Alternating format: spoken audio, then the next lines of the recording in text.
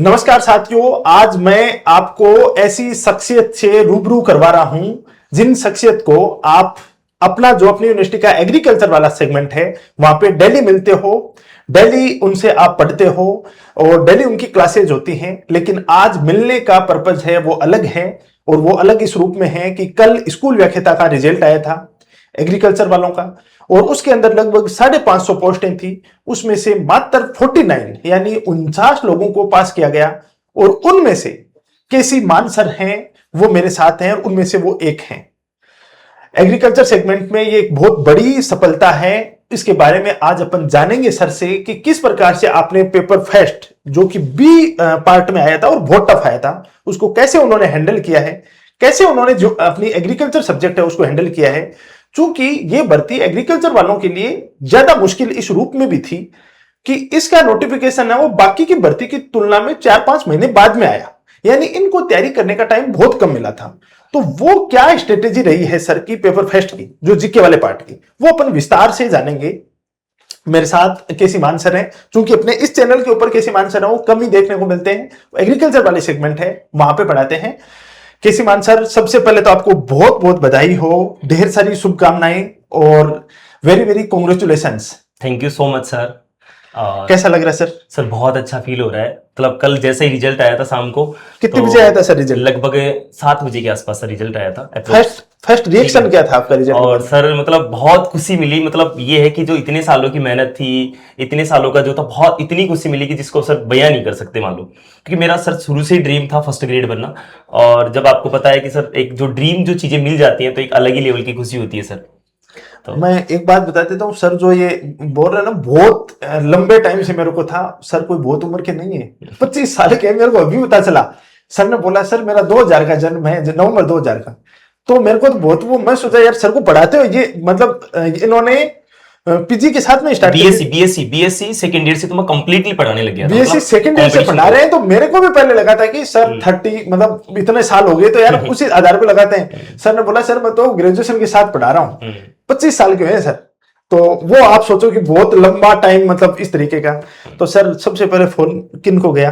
देखो सर, सबसे पहले तो मैं पापा जी को फोन किया था, क्या बात, क्योंकि उनका फोन पहले भी आया था और उनको ऐसे डर लग रहा था। जैसे जिस दिन पेपर हुआ था उस दिन से वो हर 2-3 दिन बाद में फोन करते थे कि रिजल्ट का क्या हुआ, रिजल्ट का क्या हुआ, रिजल्ट का क्या हुआ। तो फिर मैंने पापा और मम्मी से बात की थी सबसे पहले, और उसके बाद में फिर मेरे नाना और नानी से बात की थी। क्योंकि सर मैं आज जहां पे आपके सामने इस जगह यहाँ पे बैठा हूँ और मैं जिस पोस्ट पे लगा हूँ, तो उनमें सबसे पहला जो मैं श्रेय देना चाहता हूँ मेरे नाना और नानी को देना चाहता हूँ, और उसके बाद मेरे मम्मी और पापा का और सभी गुरुजनों का सर। क्या बात है, ये चीज है ना, ये जड़ों को दिखाती है। कई बार क्या होता है, अपन सफल हो जाते हैं, उसके बाद अपने मन में ये आता है कि अरे यार इसका क्या रोल है, उसका क्या रोल है।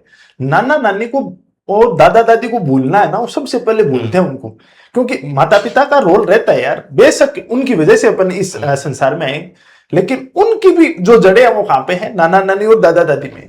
तो नाना नानी के पास में सर का पालन पोषण हुआ, और सर ने बोला कि रियल में, मतलब कि उनको माता पिता से भी पहले श्रेय देना। बिल्कुल, ये अपनी जड़ों को दिखाता है कि जड़ें कितनी मजबूत हैं और कितनी गहराई तक गई हुई है। और सर मैं तो आज यहाँ पे बैठा हूं ना, तो सर मैं मतलब 100 में से अगर आप नंबर पूछो ना, तो मैं सर मोर देन 90 नंबर मेरे नाना नानी को देना चाहता हूँ। अगर मैं वहां नहीं रहता ना, तो शायद मैं सर आज यहाँ पे नहीं होता। बहुत, क्योंकि सर मेरे घर का माहौल थोड़ा अलग था और मेरे नाना नानी का माहौल अलग था। क्योंकि वहां सर सबसे पहले तो क्या, मेरे नाना नानी जी के मतलब ऐसे मेरे रियल का मतलब मामा वगैरह नहीं है, क्योंकि मेरे नाना नानी जी के कोई लड़के लड़कियां नहीं थी। तो मेरी मम्मी को उन्होंने गोद लिया था, और उसके बाद में जब मेरे को जहां तक लगता है कि मम्मी बोलती है कि जब 8-9 महीने का था तब वो नाना नानी लेके चले गए थे।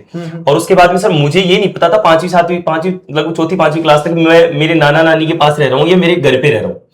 तो उसके बाद जैसे थोड़ा समझदार हुआ, चीजों को जाना, तब उसके बाद पता चला कि यार ये मेरा तो ननियाल है और मेरे मम्मी पापा मतलब मेरा घर उधर है। ठीक है, तो क्योंकि वहीं से सब कुछ, क्योंकि सर बेसिक जो चीजें कंसेप्ट हो या फंडामेंटल जो चीजें हैं, अपनी जो नींव अगर मजबूत होती है ना, तो अपन कितनी भी बिल्डिंग खड़ी कर सकते हैं। और मुझे पता है कि मेरी जो नींव मजबूत है ना, उसमें सबसे ज्यादा जो अहम रोल है ना, मेरे नाना और मेरी नानी का है। जबकि सर जनरली ये देखने को मिलता है कि टाबर नाने जहाँ बिगड़ जाएगा रह जाता था सर लेकिन यहाँ पे बिगड़ने की जगह सर का भविष्य वो बन गया पूरा पूरा। तो ये चीज देख सकते हो। बहुत अच्छा सर, बहुत अच्छी लगा कि मतलब आप उन जड़ों को याद कर रहे हो। तो अब आते हैं सर अपने मेन मुद्दे पे। हाँ सर। मुद्दे पर यह है कि जो पेपर फेस्ट है वो एक तो अपने आप में 40% वाला जो ये गले में जो डाला है, बहुत बड़ा चैलेंजिंग टास्क था ये, बहुत बड़ा दूसरा challenge। चैलेंज अपन ने पहले ही चर्चा की थी कि एग्रीकल्चर वालों बेचारों को टाइम ही ये 5-6 महीने का मिला था, बिल्कुल सर। नोटिफिकेशन बाद में हाँ। आया था, और उनके तीसरा 28 अगस्त को इसका नोटिफिकेशन आया था, नोटिफिकेशन आया था। 28 अगस्त को आया था सर इसका। इससे भी बड़ी समस्या एक और की, जो सबसे टफ वाली जो एक 4 पेपर हुए थे, 4 उसमें सबसे टफ बी ग्रुप टफ वाला बी ग्रुप का था, वो और आपके गले में पड़ गया। देखो सर, सबसे पहले तो क्या है कि मैं मतलब 2018 से आसपास से पढ़ा रहा हूँ। हाँ। तो सर मुझे है ना जीके का ऐसे जी और के आता था, बाकी अंदर का मुझे ये स्थिति थी मुझे कि अगर आप इसको जैसे राजस्थान का अगर बात करते हैं, इसके जो जिले वगैरह है ना, तो इनका अपन अलग अलग का मेरे को एरिया भी नहीं पता था। बस इतना पता था सबसे बड़ा जैसलमेर है और सबसे छोटा ये क्या नाम है आजकल डीग हो गया है, इतना सा पता था। बाकी मुझे एक्चुअल एक एक चीज के बारे में पता नहीं था। और मैं 18 से एग्रीकल्चर पढ़ा रहा हूँ, मतलब एग्रीकल्चर तो स्ट्रॉन्ग थी मेरी। और वैकेंसी, क्योंकि सर मेरा जब 2018 में इसकी वैकेंसी आई थी, काफी दिनों के बाद में आई थी जहां तक मुझे पता है, तो उस टाइम ऐसा था कि जो बीएड कर रखे थे ना वो लग गए थे। तभी मैंने ऐसे डिसाइड कर लिया था कि मुझे पीएचडी ना करके, मेरा इंटरेस्ट पढ़ाने में था, तो मुझे सर पीएचडी ना करके मुझे फर्स्ट ग्रेड को टारगेट करना है। तो मेरा टारगेट उसी से था। मैंने सर उसके अलावा जैसे एओडब्ल्यू के एग्जाम दिए हैं लेकिन तैयारी नहीं की। मेरा फिक्स एम एक ही था, मुझे बनना है फर्स्ट ग्रेड बनना, ठीक है। और जैसे फिर मेरा बीएससी हुआ, बीएससी मेरा एग्रीकल्चर यूनिवर्सिटी जोधपुर से था, एमएससी मेरा जेएनकेवी जवाहरलाल नेहरू कृषि विश्वविद्यालय मध्य प्रदेश से था।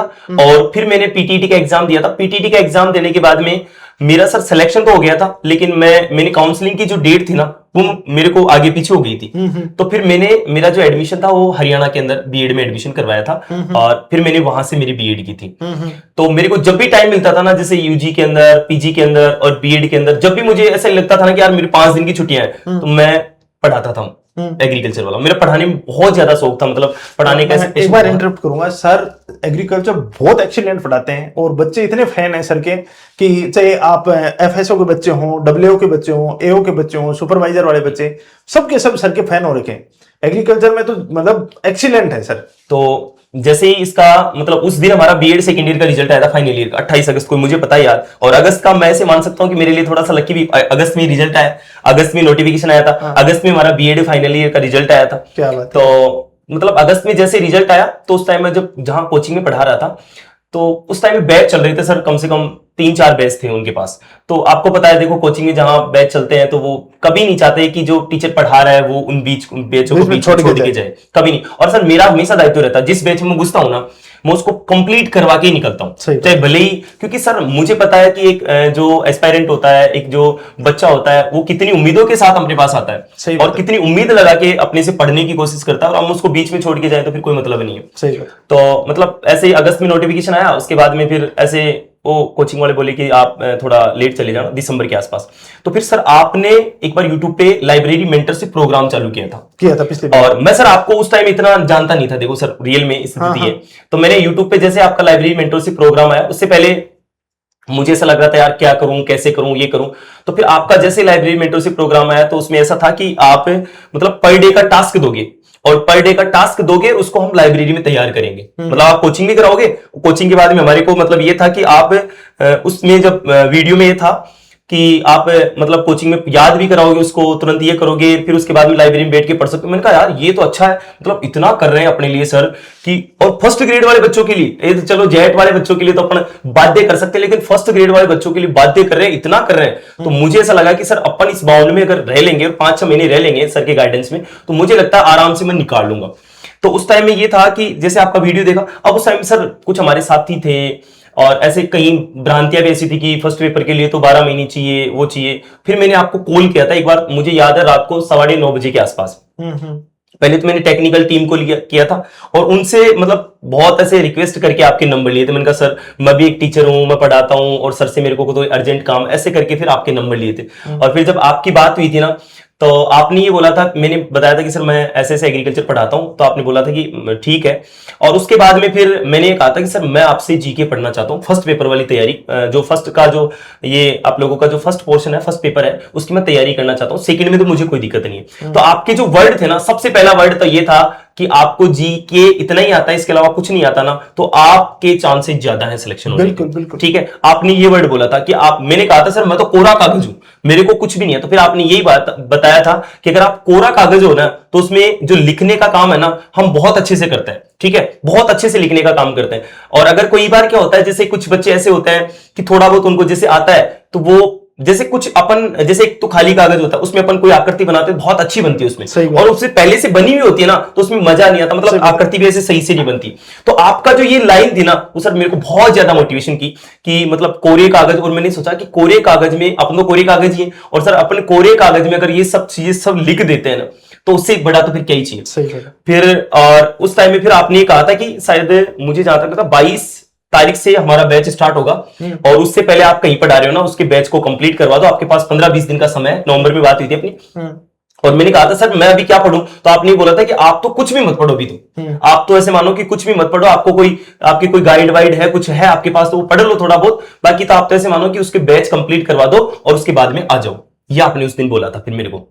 फिर उसके बाद में मैं यहां पे आया था, और यहां पे आने के बाद में फिर मैं 1-2 दिन तो, क्योंकि सर देखो थोड़ा सा ऐसा भी होता है ना, जैसे अपन मैं ऐसे ग्रामीण परिवेश में रहता, तो मैं यहाँ पे आया तो मुझे थोड़ा सा ऐसे ऑकवर्ड से लगे कि यार अपने इतने से छोटे छोटे रूम में रहना, ये सब चीजें करना। फिर मैं कैसे तैसे एडजस्ट हुआ, फिर आपसे मिला, तो फिर आपने क्या किया था कि डेली के हमारे को टास्क देते थे आप, कि ये टास्क देना ही है, इसको रट के आना है, मुझे नहीं पता आप कैसे करते हो, क्या करते हो, आप सीधा यही कहते थे मुझे नहीं पता कि आप इसको किस प्रकार से याद करते हो। हाँ, अगर याद करने का तरीका पूछना है तो मैं बता दूंगा, लेकिन याद तो आपको ही करना पड़ेगा। तो आप सीधा मतलब स्ट्रिक्टली आप चीजों को फॉलो करते, जैसे मतलब अपन जो स्कूलों में करते हैं ना, एक एक बच्चे को ऐसे आप टारगेट करते थे। मैंने सोचा कि अपन ऐसा करेंगे ना, तो आप फिक्स डेली का टारगेट देते थे, और उसका फिर जैसे टारगेट देना, उसके बाद में उसका टेस्ट करवाना, एक एक चीजों को वर्बली पूछना। तो ये सब चीजें सर मेरे लिए, मतलब मैं ये कहता हूं कि मेरे सिलेक्शन के अंदर अहम जो रोल था ना, वो आपका एक टारगेट वाला देना, और मतलब ऐसे ये जो बच्चों को थोपते हैं ना चीजों को, मतलब एक एक बच्चे को कि सर ये तो करना ही पड़ेगा, वो सर मैं इसको मतलब मानता हूं कि मेरा फर्स्ट पेपर को क्वालिफाई करने में इसका बहुत ज्यादा रोल था। सर सर ने थोड़ा ज्यादा बोल दिया, मैं थोड़ा सा करेक्शन कर देता हूं कि बात यहाँ आती है कि ये उनका बड़प्पन है सिलेक्शन के बाद में। बाकी स्थितियां ये होती है, मैंने अब मेरा 4-5 साल का यही अनुभव है, जिस बच्चे को कुछ नहीं आता है ना, उसको सिलेक्शन दिलवाना बहुत आसान होता है। उसका आसान ऐसा होता है कि उसकी एक तो फेथ होती है, वो मेरे पे नहीं है, किसी भी चीज पे आप फेथ करके देखोगे ना, उनका पूरा कॉन्फिडेंस होता है कि नहीं यार ये जो कहेंगे ना उस चीज को मैं फॉलो करूंगा। देखो फाइनल सिलेक्शन होता है ना, वो स्टूडेंट खुद मेहनत करता है, उसी से ही होता है। यदि टीचरों के पढ़ाने से ही सिलेक्शन हो, एकमात्र वही रीजन हो, तो बाद में क्लास के सब बच्चों का सिलेक्शन हो।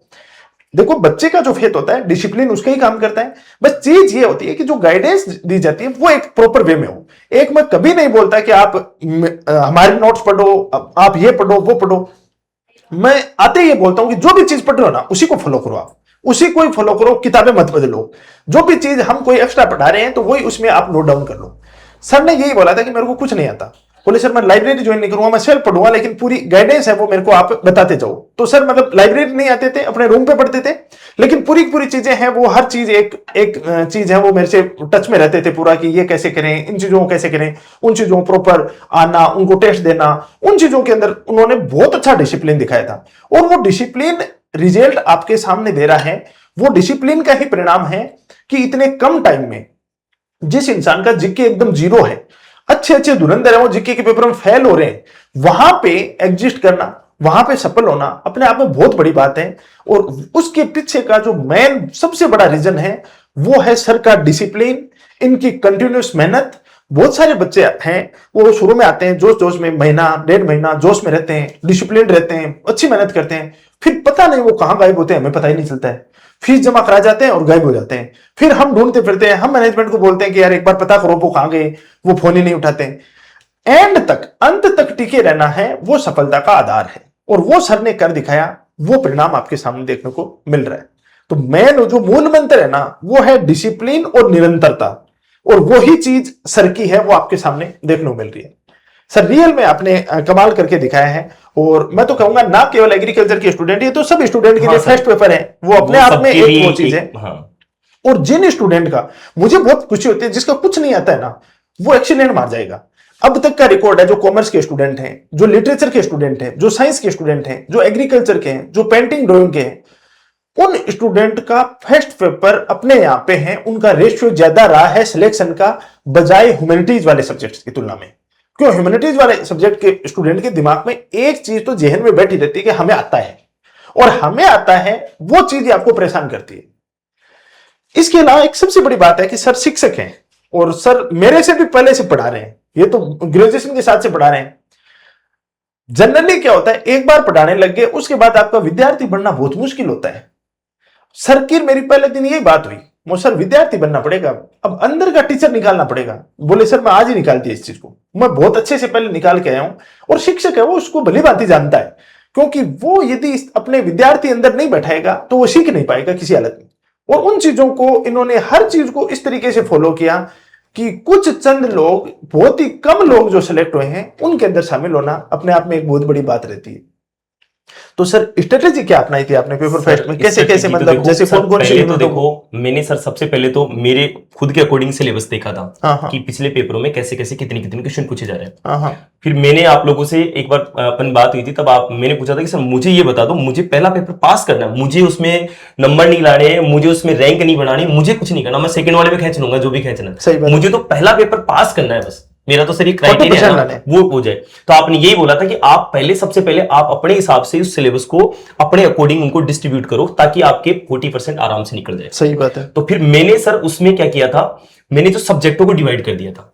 आपने ये कहा था कि अगर अभी इतना है कि आप जैसे पूरा सिलेबस को देखोगे ना तो टाइम भी नहीं है, क्योंकि सर 4-5 महीने बचे उस टाइम में। हाँ। और फिर 4-5 महीने में सर पढ़ तो लेते हैं, लेकिन याद अपने को तो मेन तो चीज है एग्जाम में याद होना। याद होना पढ़ तो सकते हैं, पढ़ तो सही आप 4 महीने में, मैं कह रहा हूं सर 20 सब्जेक्ट पढ़ लेंगे। हाँ। लेकिन वो याद होनी सब चीजें ना।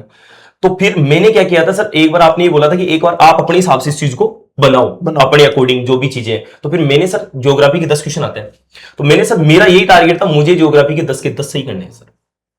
और मैंने सर फिर देखो 10 के 10 तो नहीं हुए थे। हाँ। मैंने सर 8 किए थे, 8 के 8 सही थे। बहुत बड़ी बात है 8 क्वेश्चन सही होना, 8 के 8 ही सही थे, एक भी गलत नहीं हुआ था उसमें। ठीक है। फिर मैंने दूसरा किया था सर टारगेट, मैंने को पता था कि एजुकेशनल मैनेजमेंट और साइकोलॉजी के कर सकते हैं, साइकोलॉजी में तो फिर भी 19-20 हो सकता है। हाँ। मैनेजमेंट में पूरे कर सकते हैं। तो मेरा सर पूरा टारगेट था एजुकेशन साइकोलॉजी मैनेजमेंट के 10 में से 8 सही करने का। हाँ। फिर वहां मेरे सर 6 सही भी है, फिर उसमें से अच्छा स्कोर है।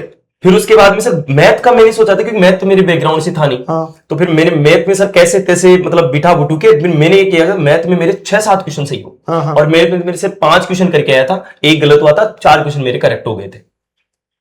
हिंदी के मेरे पूरे 5 में से मेरे 4 सही थे। और ये जो राजस्थान का जो आर्ट एंड राजस्थान का कल्चर आता है, इंडियन हिस्ट्री के सर मतलब राजस्थान की हिस्ट्री जो है ना, मैंने जहां तक देखा है चीजों को, आरपीएस से भी वर्तमान में ना सबसे ज्यादा जो कंफ्यूजिंग वाली उलझन वाले जो क्वेश्चन बना रही है हिस्ट्री में बना रही है। ज्योग्राफी मेरे अकॉर्डिंग सर मैं तो ये मानता हूं कि ज्योग्राफी में इतनी ज्यादा उलझन नहीं दे रही है, वो केवल और केवल एक तो आर्ट एंड कल्चर, सॉरी आप लोगों का हिस्ट्री वाला और एक पॉलिटी वाला। तो मेरे को सर पॉलिटी से शुरू से ही डर था सर, तो मैंने इसको पूरा स्किप कर दिया था। वहां तो ये भी एक पूरी चीजें स्किप कर दी थी। हाँ। राजस्थान जी की करंट की ये थी कि करंट में ये था सर, मैंने आपसे भी सुना था बहुत सारे कि करंट ये है बेवफा होता है, मतलब ये आ जाए तो पूरा आ जाए और नहीं आए तो नहीं आए। तो मैंने इसको हटा ही दिया था करंट को। हाँ। मैंने कहा करंट के लास्ट में 2-3 दिन अपन देख के जाएंगे। और सर मैं लास्ट में फिर 2-3 दिन पढ़ के गया था, तो उसमें मैंने 5 क्वेश्चन अटेंड किए थे। 5 में से सर मेरे 2 तो सही हुए थे, 3 गलत हो गए थे उसमें। ठीक है। और जब साइंस मेरी थोड़ी सी ठीक ठाक थी तो मैंने साइंस देखा नहीं, लेकिन मैं 3 क्वेश्चन करके आया था, 2 सही हुए थे, 1 गलत हो गया था। और इंग्लिश मेरे 2 क्वेश्चन 2 ठीक हो गए थे। ऐसे कुल मिला के सर मेरे लगभग 33-34 क्वेश्चन बैठ गए थे मामला फाइनल का, क्योंकि मैंने तो सर टारगेट 45 का किया था भाई, 45 तक ही पढ़ना अपने को, तो इससे ऊपर जाना नहीं, क्योंकि मुझे पता था सर कि 30 क्वेश्चन बढ़ते ही अपना तो सिलेक्शन है। सही बात है। ठीक है। तो अपन सर पूरी चीजें पढ़ेंगे तो पूरी चीजों में सर टाइम देना पड़ेगा। इसके अलावा जो चीज, और कई बार मतलब मैं इतने साल से पढ़ा रहा हूं ना, तो मैं देखता हूं बच्चे किस चीज के करते हैं, जो उनको याद नहीं हो रही ना उसके पीछे पड़े रहते हैं। अब जब याद आपको हो ही नहीं रही, आप उसके पीछे पड़े, इसके बजाय तो जो चीजें याद हो रही है, जो चीज आ रही है ना, उसमें क्लियरिटी करो ना। मुझे पता था सर ज्योग्राफी में बहुत अच्छा कर सकता हूं, और आपके नोट्स वगैरह आप मतलब ठीक से, तो मैं ऐसे कॉन्फिडेंस था कि यार ज्योग्राफी बहुत अच्छा कर लेंगे अपन। तो मुझे ये था कि 10 में 10 करने हैं, लेकिन वो 8 हो गए, तो चलो कोई ना, जो भी था। ये भी अपने आप में एक बहुत स्मार्ट और यूनिक स्ट्रेटेजी है, क्योंकि जनरली बच्चा बनाता है 75 क्वेश्चन का या 65 क्वेश्चन का, यहाँ 45 क्वेश्चन की स्ट्रेटेजी। रियल में ये अपने आप में यूनिक है और अपने आप में एक अलग तरीके की स्मार्ट एक स्ट्रेटेजी है। ऐसी स्ट्रेटेजी हर इंसान का था कि सर 45 क्वेश्चन तो मुझे करने हैं, कैसा भी पेपर आ जाए, हाँ। मतलब 45 करने हैं। मुझे मेरा ये था 35 से 40 का टारगेट था फिक्स। हाँ। 45 अपन एक्यूरेसी पे करेंगे ना तो 40-45 ऐसे, मतलब जैसे फिर मेरे को ये भी था भाई 45 तो ये फिक्स करके, जैसे 10 ज्योग्राफी के, हाँ। उसके बाद में 5 हिंदी के, हाँ। 5 इंग्लिश के, और 5 साइंस के, हाँ। 10 मैथमेटिक्स के, 10 आप उसके साइकोलॉजी मैनेजमेंट के। ये 45 तो फिक्स कर रखे थे, और 45 में ये था कि मैं इनमें 30 के आसपास खींच जाऊंगा। और उसके अलावा जैसे आर्ट एंड कल्चर के, मुझे पता था कि आर्ट एंड कल्चर को अपन नहीं पढ़ के भी जाएंगे ना, 5 क्वेश्चन आएंगे, 5 में से 3 आराम से करके आएंगे, ठीक है।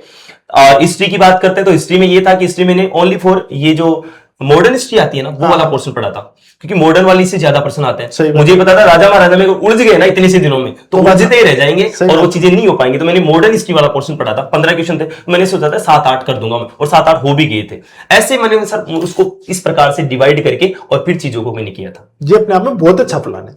आप लोग, हो सकता है आप में से बहुत लोग हैं इस प्लान से सहमत ना हो, बहुत सारे लोग हैं उनके अकॉर्डिंग हो, सबकी अपनी अपनी स्ट्रेटेजी होती है। सर की ये स्ट्रेटेजी और ये स्ट्रेटेजी उनको सक्सेस दिलाई है, तो आप इन चीजों से आप सीख सकते हो, चीजें आप उनसे ले सकते हो कि हाँ यार ये चीज अच्छी थी इसमें। क्योंकि सर देखो मैथ में फिक्स है क्वेश्चन, फॉर्मूला याद हो गया, तरीका याद हो गया, करेंगे। हिंदी के फिक्स क्वेश्चन है, अगर अपने को थोड़ा सा समझ अच्छी है आराम से कर देंगे। इंग्लिश के फिक्स क्वेश्चन आते हैं, इनडायरेक्ट स्पीच, टेंस, और इनके फिक्स क्वेश्चन आते हैं। और उसके बाद में ज्योग्राफी के मुझे पता है हर चैप्टर से एक क्वेश्चन आता है, वो फिक्स ही है लगभग, अपन मान के चलते हैं। तो इनमें चीजें फिक्स रहती हैं चीजें सर, जैसे। और इनमें जैसे अपन आर्ट एंड कल्चर की जिनकी बात करते हैं वो कहीं से भी दे सकता है, उनमें से आधे क्वेश्चन तो अपन आराम से कर देंगे।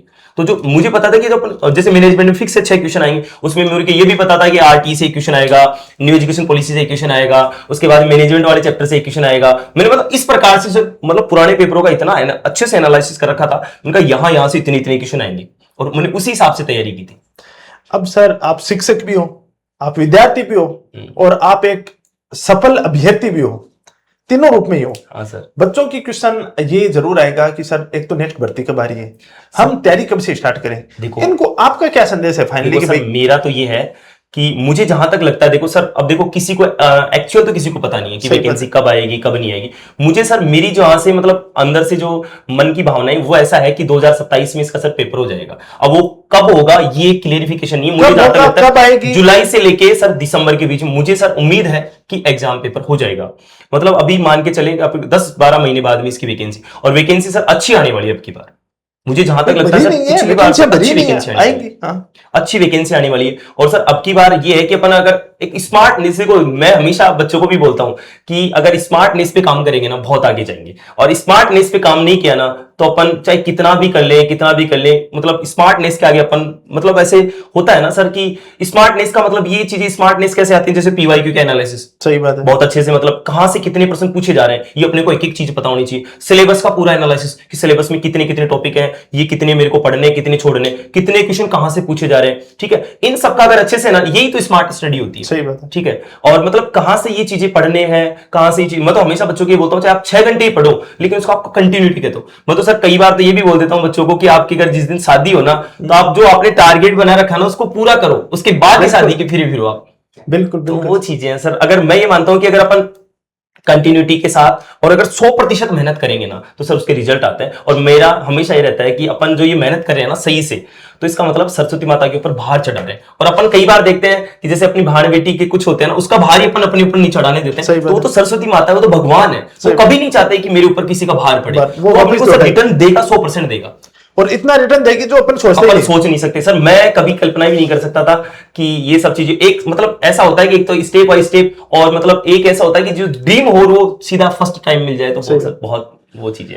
बहुत बहुत कांग्रेचुलेशन सर, ढेर सारी शुभकामनाएं आगे के जीवन के लिए, और बहुत बेहतर करो। जिस प्रकार से बच्चों को अभी पिछले 5-6 साल से आप पढ़ा रहे हो सर, बहुत अच्छा बच्चों के, मतलब एक बच्चे फैन बने हुए सर के एग्रीकल्चर सेगमेंट में, तो और इसी प्रकार से आगे स्कूल के अंदर भी, और बाकी सर की पोस्टिंग यहीं करवाएंगे अपन जयपुर के आसपास ही, तो एग्रीकल्चर वाले स्टूडेंट है वो तो बिल्कुल भी टेंशन ना। सर मैं कई बार देखता हूं कि अपन अगर मेहनत कर रहे हैं ना तो लक काम करता है सर, बिल्कुल लक 100% है सर। और मैं कई बार बच्चों को बोलता हूं सर कि जहां दवाई काम नहीं करती ना, वहाँ दुआएं काम करती है। मुझे जहां तक लगता है ना, मैंने इतने साल जो बच्चों को पढ़ाया है ना, उनकी दुआएं सर बहुत ज्यादा काम की है सर मेरे बहुत लिए। डेडिकेटेडली कसम से। पढ़ाते हैं बच्चों को, एकदम ऐसे कि ठीक इतना है। पूरा। तो इतने साल की बच्चों की दुआएं बहुत काम आई है सर। मैं हर बार क्लास में बोलता हूं, अगर मेहनत करेंगे तो आप लोगों की किस्मत काम करेगी, और अगर आप लोग बच्चों की, जैसे मान लो जहां दवाई काम नहीं करती ना, वहां दुआएं काम करती है। तो मुझे लगता है कि बच्चों की जो इतने सारे बच्चों की क्योंकि सर सुपरवाइजर बहुत सारे बच्चे बना दिए, एलएसए बना दिए, जेड स्वीट टीम बहुत बार सिलेक्शन करवा दिया। तो अब की बार जैसे अपन एफएसओ का और हाँ। डब्ल्यू के बच्चे हैं ना, तो मैं चाह रहा हूं कि इसमें भी अपने बहुत सारे बच्चों का सिलेक्शन हो। बिल्कुल होगा। और मेरी ये हमेशा यही दुआ है कि मतलब मैं हमेशा ये चाहता हूं कि मेरे से ऊपर जाए हमारे स्टूडेंट। यही गुरु का मैं हमेशा यही चाहता हूं कि मैं भगवान से ये प्रार्थना करता हूं कि यार अपन फर्स्ट ग्रेड बने ना, तो मेरे स्टूडेंट हमेशा असिस्टेंट प्रोफेसर बने। क्या बात है सर। ठीक है। तो और अभी अपना 1 तारीख को यानी 1 सितंबर को सेमिनार होगा 10 बजे। सर आएंगे, सभी जो सफल अभ्यर्थी हैं उनसे आपको मिलवाएंगे, उनकी अपन स्ट्रेटेजी है उसके बारे में रूबरू करेंगे। तो 1 तारीख को अपन मिलने वाले हैं, तो सब लोग इंतजार कर रहे हो। तो 1 तारीख को अपना नया बैच भी प्रारंभ हो रहा है स्कूल वेकेता पेपर फेस्ट का, उस समय मिलते हैं। Thank you so much. Thank you so much sir.